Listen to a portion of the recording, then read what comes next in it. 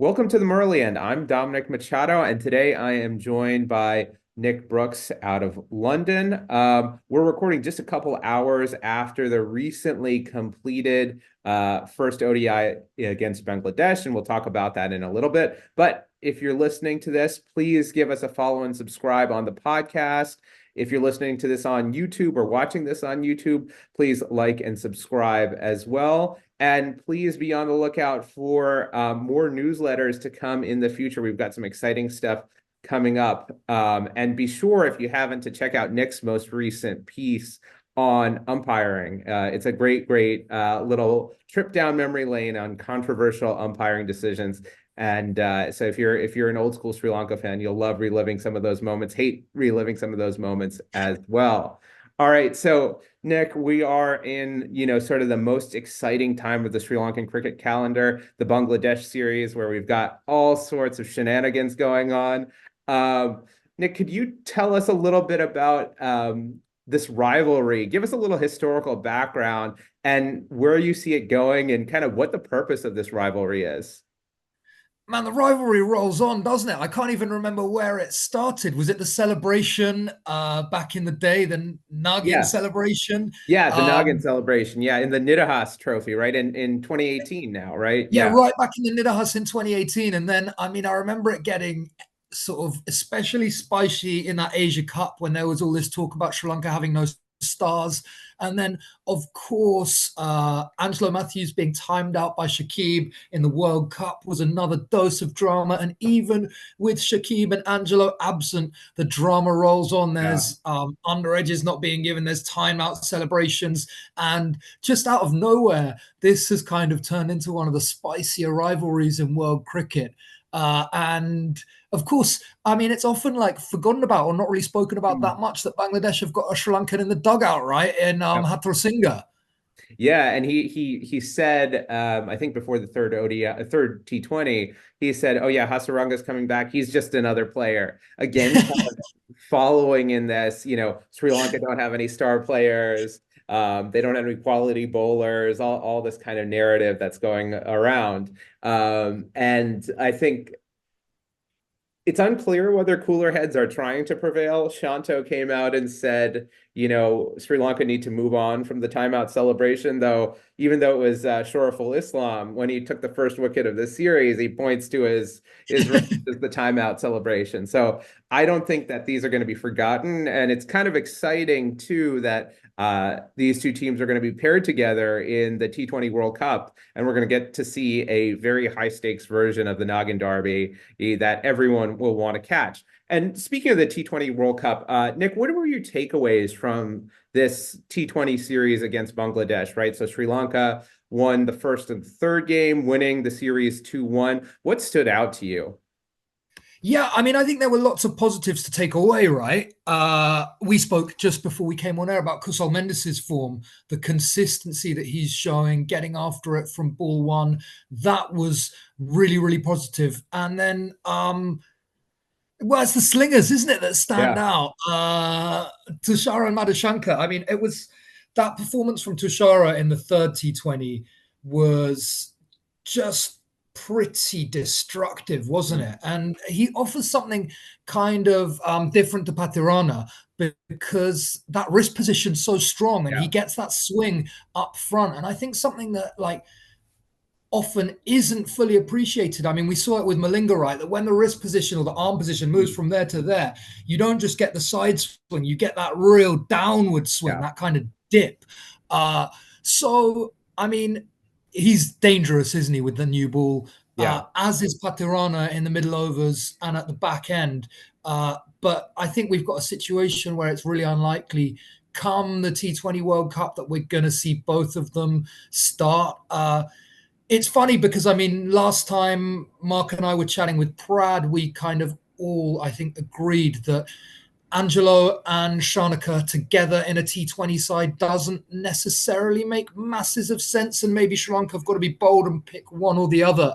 And then today I was left thinking the exact opposite. Like in ODI cricket, all-rounders can really come in handy in a day like today or a night like tonight where dew is causing real big problems for the Mhm. spinners. You think having an extra guy who could come and bowl a few tight overs, as Lianage belatedly did, is valuable. So that's something I think Sri Lanka have got a little bit backwards. Yeah. But I think all in all, like from where we thought we were going to be maybe 6 months ago to where we are now, I think the team's in an okay spot heading into this T20 World Cup. I mean, I guess yeah, but there's still things which I mean, it's a long way from a perfect side, but I think it can be potent on its day. Yeah, yeah, and I'll press you on kind of what you see as the squad, the 15 and the 11 being in a minute, but I just want to kind of um, say I think part of Kusal Mendis's consistency is that other batters have been stepping up. So because the shine is on Pathum Nissanka, because the shine is on Charith, because the shine is on Wainendu, Kusal can kind of quietly, silently play his own game, be aggressive from ball one, look for boundaries, and contribute. He's not the hunted as much as he was, say, 3 years ago. So, and the pressure's not on as much. So I think he's really developed into that role. He put on three really strong performances. I think I'm super excited to see how he bats with Nissanka in T20s because he had Avishka for the first two matches and then DDS, and neither of them were really able to provide support. So I think Nissanka will add even more firepower. So I'm really excited to see those two bat together and to see how they bat together. And I think they'll be pretty destructive come the World Cup. Yeah, the question you posed about Thushara, right? That arm angle, right? Patirana is very much, sort of 180 degrees, and Thushara is up a little bit higher there, right? And I think that makes all the difference, as you said, with swing. Um, and Malinga went on Twitter to say that both those guys should be in the playing 11. You should be using Thushara early on, right? And that was a brilliant, brilliant spell of bowling, getting swing. The Yorkers really bowling full. And I think that's one difference too, is Patirana uses the short ball a lot more than Thushara seems to.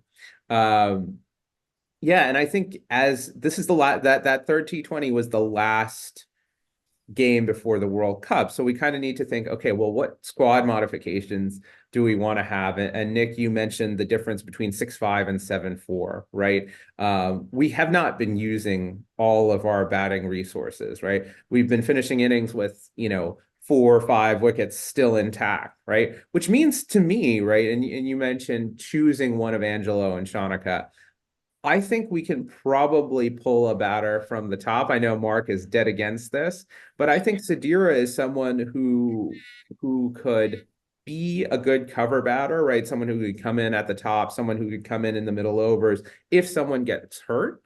But I'd like to imagine what it would look like, right? Because right now we're playing 8 people who can bat really well in T20s, who could potentially bat higher up with Mendis, Nissanka, Kamindu, Sadira Charith, Hasaranga, and then Shanika and Mathews, right? I think that taking Sadira out of that 4 role and putting him out of the 11 allows more flexibility for Wainendu. It allows Charith to come in earlier, which it seems like is better for his game. So my thought would be not choosing one of Angelo and Shanika, but rather dealing with one of the earlier, someone in the top order. And I think that person is Sadira, right? When you score 61 off of 48 and the rest of the squad is scoring, 145 off of 72, I think you see a little bit of problems. But what do you think about that? What do you think about the option of dropping Sadira? Yeah, I actually think that makes total sense because, I mean, even at the moment, he's kind of there as an insurance policy, isn't he? We saw it in the third T20, right? Where if you get off to a good start and say you're, I don't know, 80 for two after eight Mm-hmm. or 100 for two after 10, you don't want Sadira in that position. You want to send Hasaranga and then you want Asalanka and then even you want Mathews and Shanika. And I think we kind of saw that even when Sadira was given that opportunity to come in the last overs with the total license to go and swing, he still wasn't really getting the ball away. Mm-hmm. And that is a problem if you're going to be batting in those middle overs in T20 cricket when you want to be putting together 10, 11, 12 run overs back to back to back. So, I mean, yeah, it does seem like he's kind of there in the team for like a 30 for 2 Yeah. situation where he needs to, you know, play the anchor role, bat through, and get Sri Lanka up to 160. And I think it's definitely something to be considered, the idea that you can stick with Angelo and Shanaka if you take away Sadira and leave Mhm. your batting slightly shorter. Because I think, especially if Kusal Pathum is looking like a productive opening stand and they're, batting through the power play every time.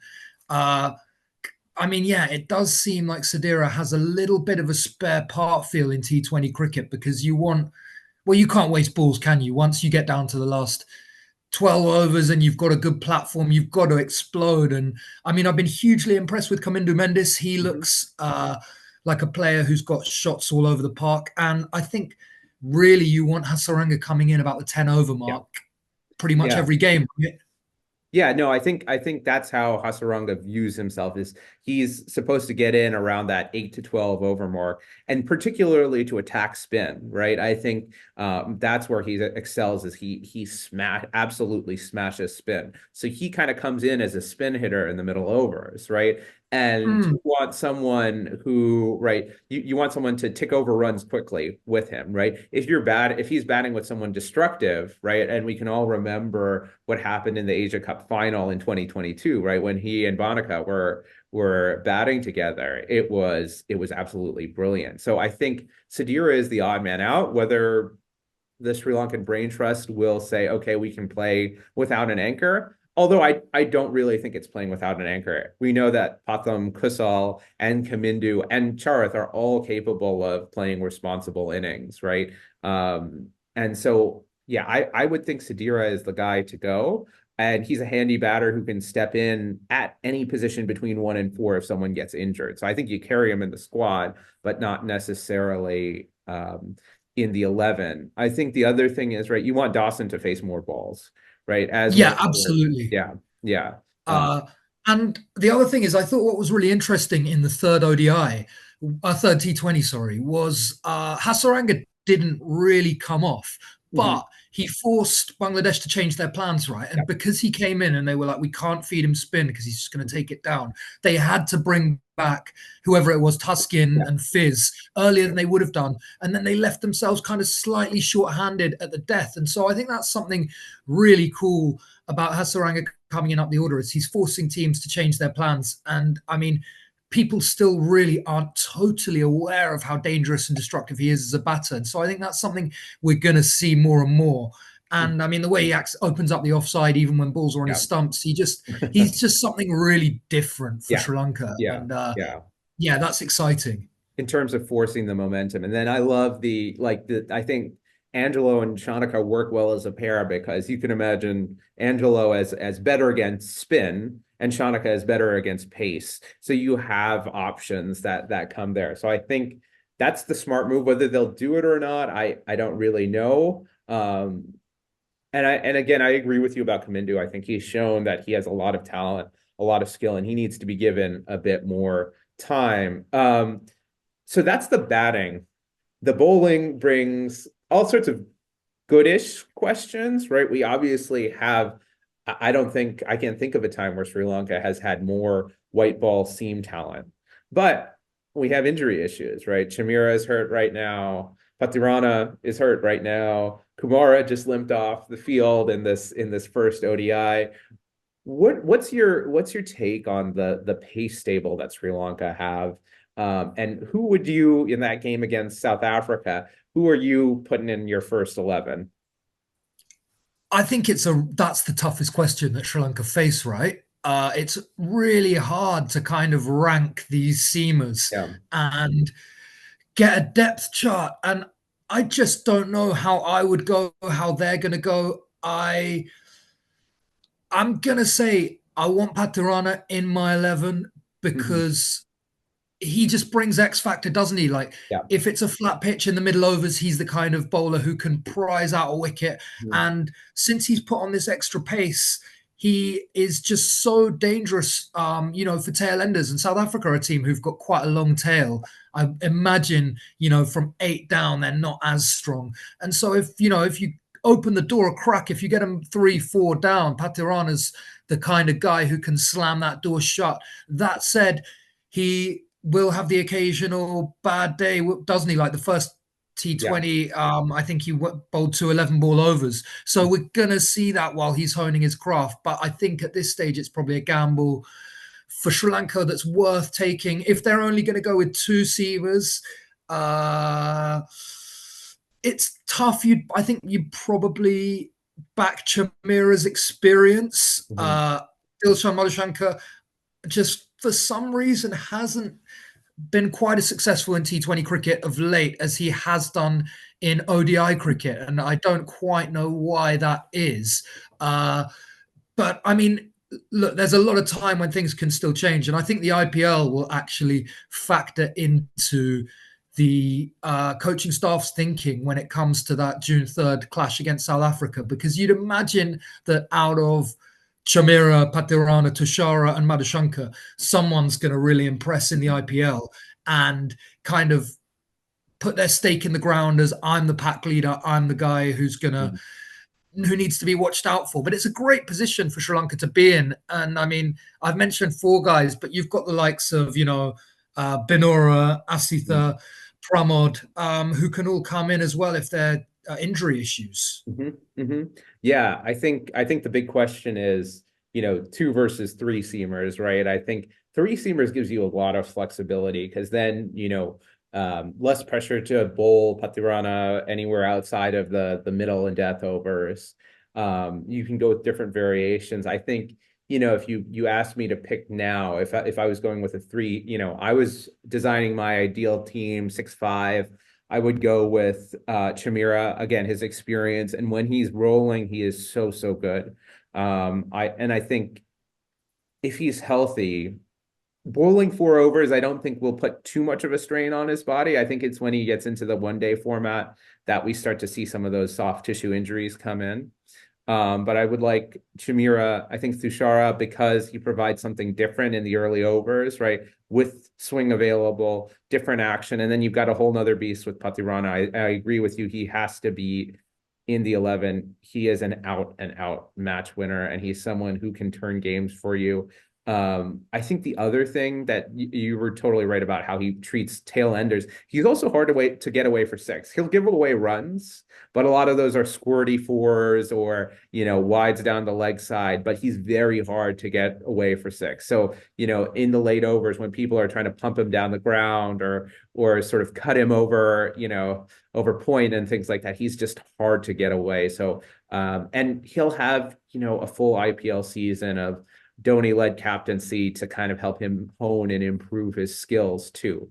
So I think, as of right now, we're still 3 months out, Nick. Where is sort of what's your best and worst case scenario for SL at this T20 World Cup? We won't hold you to it since it's far out. Well, I think they've got to make it out of that group, right? Mm. I mean, worst case scenario, it's 2 who qualify, isn't it? So I guess it's Yeah. that Africa and Bangladesh go through and Sri Lanka slump out. But I think you've got to say that you really expect them to make it out, not necessarily to top the group because South Africa are Mhm. really strong. But yeah, I certainly expect them to be advancing to the next stage, which I think is like is it a Super Six kind of Yeah, thing after two the. groups of 6. Yes, yeah. Okay. And so I mean, then you think anything can happen, right? With uh Mhm. I wonder, I mean, we've got no idea how the wickets are going to play, Yeah. and I think that they make quite a big difference for Sri Lanka, don't they? And if we're playing on slow and low spin Mhm. friendly tracks, you'd say the team probably have a much better chance of upsetting England or an Australia than they do if we're playing on a wicket where 190 is par. Uh, but I think that this team is good enough and has the firepower in its bowling that it can upset anyone on its day. Mhm. And so, if the group stage goes well and they get on a bit of a roll, they could just take a little run at this. Yeah.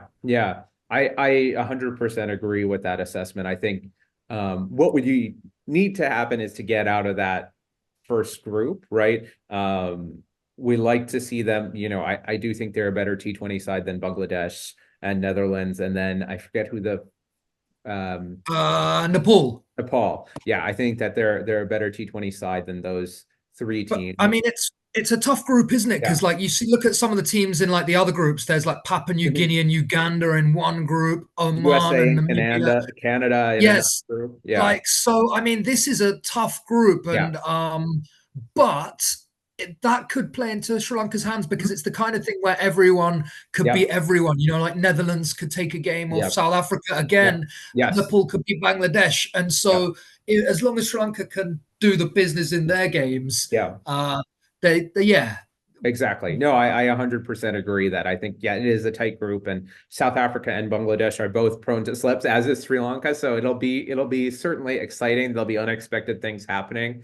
And I think, what we'll have to wait and see about is what do the pitches in the West Indies look like? Because my understanding is that the Super Six matches are all going to be played in the Windies. So I'd imagine we're going to get some of those slow, low turners at least some of the time, and that'll certainly be beneficial to Hasaranga and Thikshana, and may upset plans for some of the other sides. Though I think the gap is closing between the subcontinental sides and the non-subcontinental sides in terms of playing that way. But I'm curious to see how they go. I think, as you said, the IPL will be a really good barometer for how these guys are bowling. In some ways, maybe it'll be good to just get the training and not face too many people so that they'll improve, but not many people will see the improvements coming.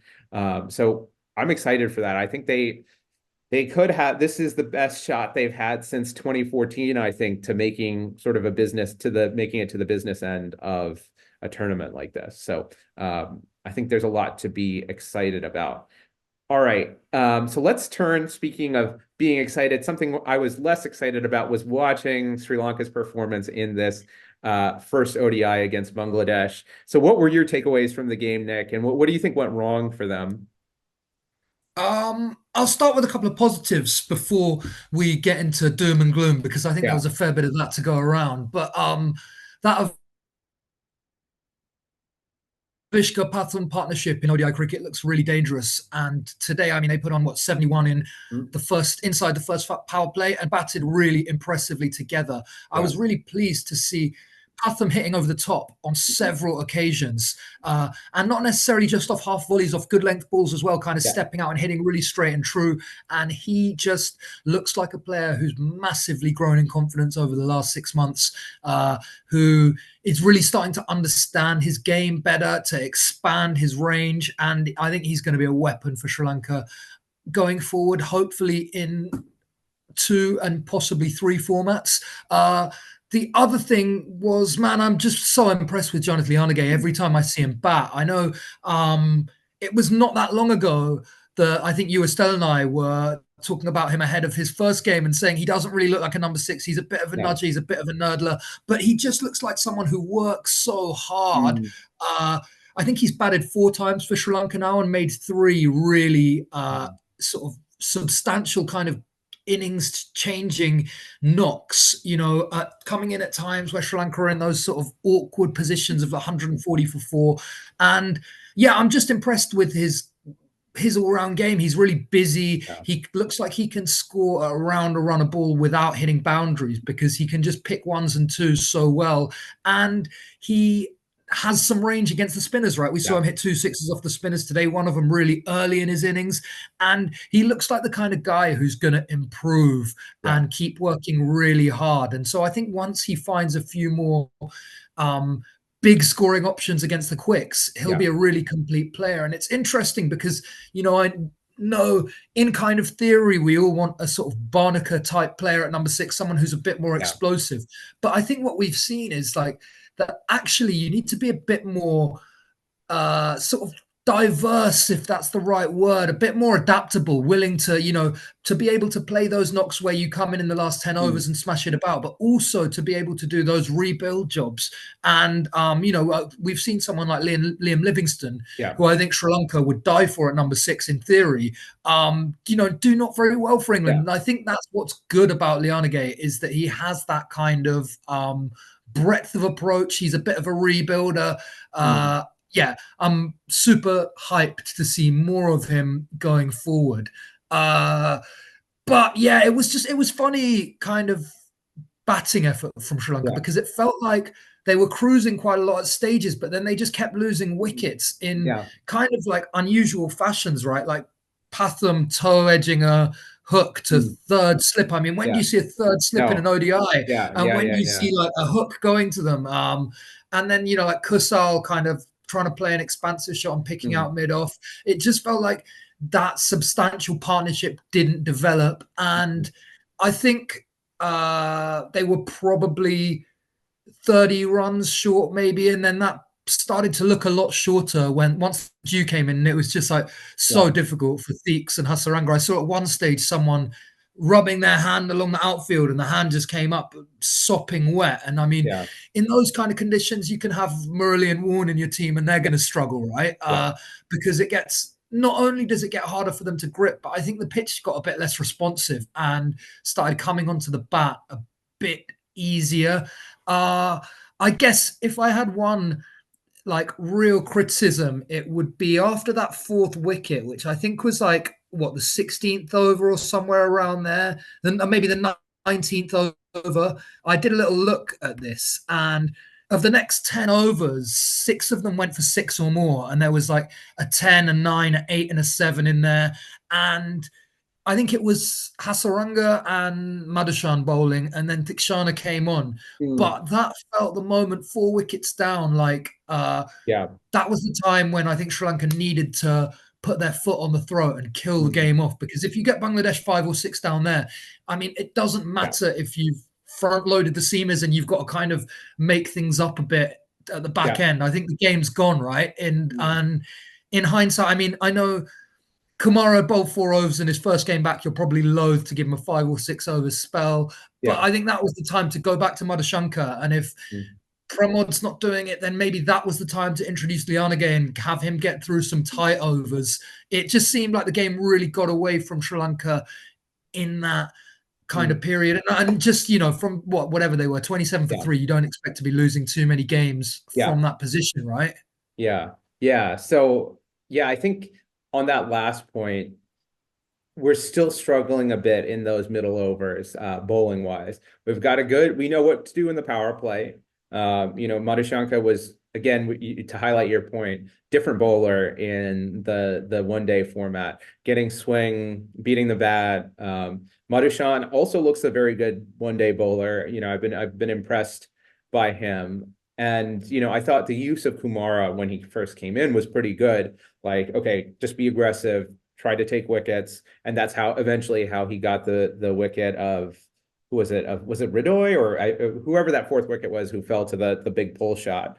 Mamadullah. Ahmadullah. Yeah. Yeah. And that was a great catch by Madhushanka, by the way. And, but then when there was Dew, Theeks and Hasaranga struggled. I think they're still learning how to create pressure at the middle over stage. Like, I think in T20s, they're sort of very much world class when it comes to knowing how to restrict, how to put pressure. But Hasaranga came on, and I think Mohammadillah, second ball he saw from him, just smashes him for 6. And obviously, it's, as you said, with Morley and Warren on that, with that much Dew, nothing was going to happen. But they need a plan B, right? They need a plan B for if you can't rely on those two guys to kind of turn the screws in the middle over, right? Middle overs, right? We're hoping that, okay, they're 90 something for 4, couple tight overs, and you've really built up pressure. People are starting to get itchy, and you can basically take the game away. Because, right, 2 more wickets and that big game is basically more or less over. Because you had the next batter to come in, I think, was Mehdi Hassan, Mirage, and then after that you have Tajul Islam, right? So Yeah, 8, 9, 10, exactly. 11, right? You have to prioritize that aggression there. So I think figuring out how to be aggressive and how to take wickets in that middle period is still something they need to do. And I think that's an area for Hasaranga and Thikshana to improve. And I think they will the more they play. I want to make a comment about Pathum and get your sense. What Pathum is doing now reminds me a lot of what Sangha started doing like post 2011, where he had figured out his game in the white ball format so much that he knew exactly what shots to play when, right? Like you were saying, he knew, okay, this is going to be a good length ball. I'm going to shimmy down, plop it right over mid on or mid off, right? I'm going to expecting a full ball. This is how I'm going to play it, right? I've gone back and played a pull to the spinner. He's going to toss it out more. I'm going to come down the track and pump him. So it seems like he's a step ahead, and I think that's kind of what we've seen is not necessarily the unlocking of a new skill set. I think all the shots were there. It is okay. Now I know what shot to play when, and I know how to anticipate and play the game and manipulate the game. So that I think was great to see. Another disappointing part was, right, even when Kusal got out, they were in the 36th over and they were 197 for 4, right? They've got 14 overs left. You should be able to get to 300, right? That's not a bad position to be in, right? You've done the rebuilding. Now it's time to kind of really make them pay. And then Hasaranga comes in at 7 and Thikshana comes in at 8, right? So to your point earlier, right, an all-rounder, someone like Chamaka Karunaratne could be really valuable in that spot. And I think someone who is worth giving time to right now, right, who you want to train up and let develop the skill set either as a bowler or a batter so that he can find a spot in the team. I imagine he's going to get a shot next match because Kumara is now injured, which is sad to see.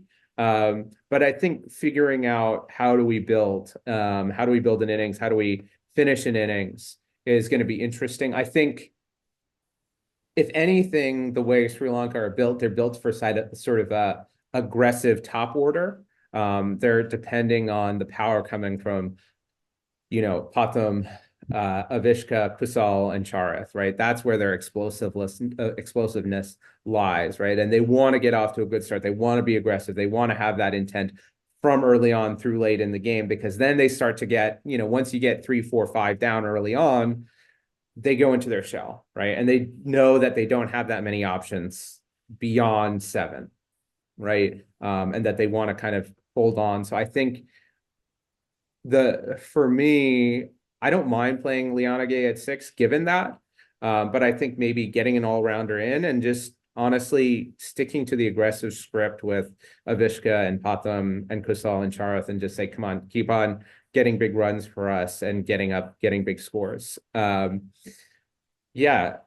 In fact, I'm kind of curious to see what they do next game, what their approach is, how they approach it differently, whether an all-rounder will come in, whether they will decide. And what did you think of the decision at the toss to bat first?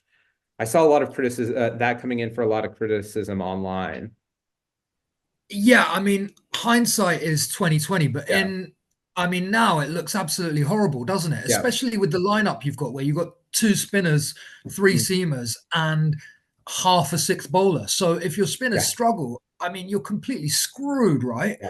And to go back to your point about middle overs, Dom, it's not the first time. This isn't an incident in isolation, Yep. right? We saw that first Afghanistan ODI Mhm. where they were in a similar position, 4 Yep. wickets down for not very many, and they end up getting up to 330. Yeah. So it's starting to become a bit of a trend. Mm. And at least Sri Lanka have got a long time before an ODI World Cup to sort it out. And I Yeah. think that in time, Patirana is going to become a crucial Mhm. cog to kind Mhm. of undoing that Yeah. malaise. Yeah. Absolutely. Pace in the middle overs is certainly, especially Yeah, pace in the middle overs is very valuable. really, that can be dangerous. But no, I don't love the decision to bat first. I guess the thought was that it was a good batting Mm. track, and that if you put up 320, anything around there, Yeah. that the game's pretty much won by the halfway mark. Yeah. But um Yeah, in hindsight, it doesn't look great. I agree with you Yeah, that Theeks at 8 also leaves you a bit kind of short-handed. It was that sort of yeah, situation, wasn't it, where Hasaranga got out and you're like, suddenly, oh yeah, shit, how are we going to bat these 50 overs? And I yeah, think that you felt that from the team as well. So it was a funny kind of thing today where the team looked a bit short of bowling and a bit short yeah, of batting, yeah, yeah, which yeah, is which is never great. But also, look, I think the dew was a massive part of the outcome.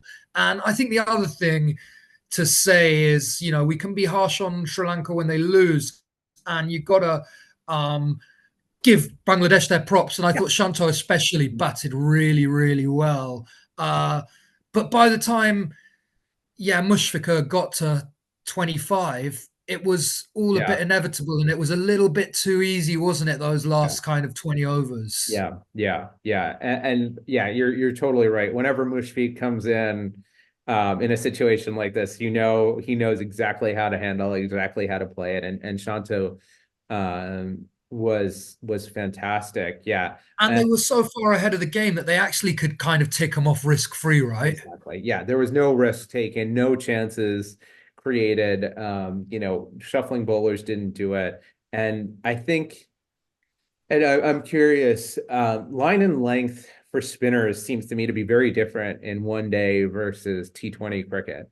The sort of um, you know, Deekshana likes to kind of bowl to leg stump, right? That's kind of his one of his go-to balls, fast and flat to leg stump. But the Bangladesh players were just ticking him off the leg side for one, right? And there's no pressure built up. And so I think finding, okay, what's the stock ball going to be, right? And I think maybe that works in the early overs if you're going to use them as a power play option. But today, there was swing on offer. I think Kusal did the right thing by bowling Madhushan and Madhushanka, and they bowled well. But so I think that's one adjustment is what do you do? Same thing with Hasaranga, where you can't quite and saying buying wickets is I don't think that quite does justice to his skill, but how do you create pressure? How do you build up dot balls? How do you make it so that they do have to play the big shot and they're in the position you want, where they can't just see you off for 55, 10 for 55. Yeah, I mean, I think today was like the perfect kind of time, far enough out from a big tournament for it to be kind of inconsequential in a Yeah, game which you're heading towards disaster in pretty inevitably. I mean, it was the perfect time for them to really try something different. And, yeah, you can't grip the ball. Could Deeks have gone kind of, fast and flat and wide, look to get into the block hole there and make them yeah. reach for it with a packed offside field? I don't Yeah. know, something. Just not kind of, as you say, firing it in at leg stump, getting ticked into the Yeah. leg side for ones and twos. It all just felt a bit too easy. Exactly. Exactly. Um, so we'll see how the next couple matches go. I'm curious. We'll see if there are any changes to the side. I suspect maybe Chamaka will get a game, right? I think, as you said, building up a coterie of ODI all-rounders is going to be important for this squad going forward. So I would really advocate for that. But other than Yeah, I that, think he deserves it yeah, as well because we've seen some knocks from him in domestic cricket as well, right? Where he's really looked like he can score above 100, hit sixes. And so it's exciting to see what he can do in that kind of yeah. 7 and 8 position. Perfect. All right. Well, let's stop it there, Nick. And if you made it this far, please give us a like, give us a subscribe, give us a follow, and subscribe to the newsletter. All right. Thank you for listening, and we'll see you again next week. Bye.